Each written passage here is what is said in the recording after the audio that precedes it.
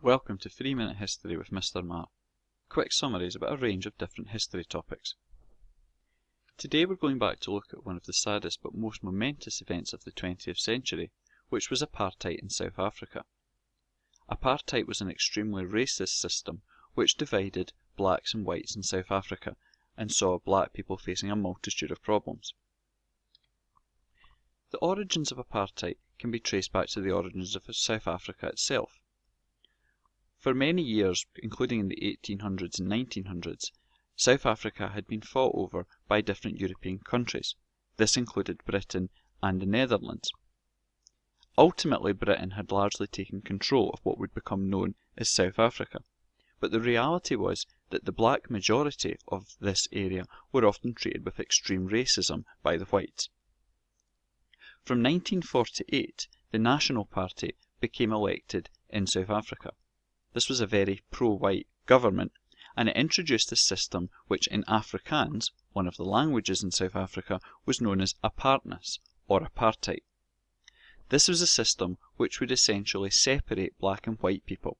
They would live in separate areas, they would have separate facilities, and contact between the two races was to be minimal.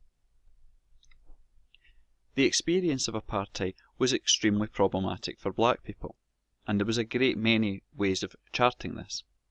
Black and white marriage, for instance, was outlawed altogether, and everyone in South Africa was to be characterised under one of four groups: black, mixed race, white, or Asian. This could even feasibly result in parents being classified in a different group from their children.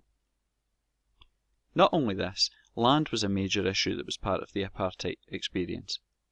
80% of land in South Africa was reserved for white people, even though they were clearly the minority in South Africa, and this often saw black land being forcibly taken from them and people forced to remove from their homes. Not only this, black people were treated in inhumane ways in other ways. They were not allowed to be part of their own government, and they were required to carry documents if they wanted to go to certain areas.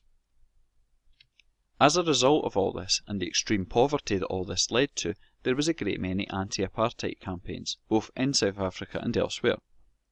Many black people were involved in peaceful protests within South Africa. This included taking part in strikes and other forms of public protest. But at times, the protest turned violent, not least because of the violence used towards black people. Many groups were set up which were much more militant, including involving bombings and attacking the police.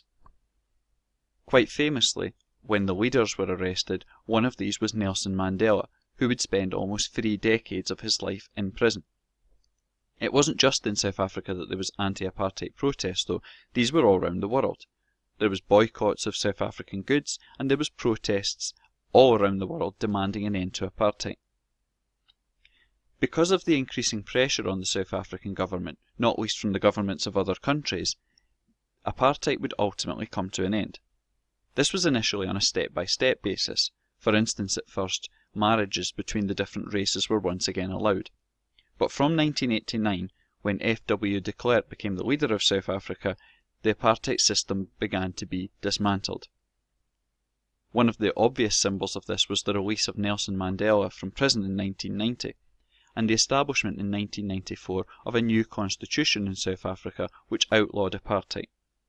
This was also seen in the fact that the same year there would be elections to a new government which would not only see Mandela be the leader of South Africa, but would have a non-white majority as part of the government.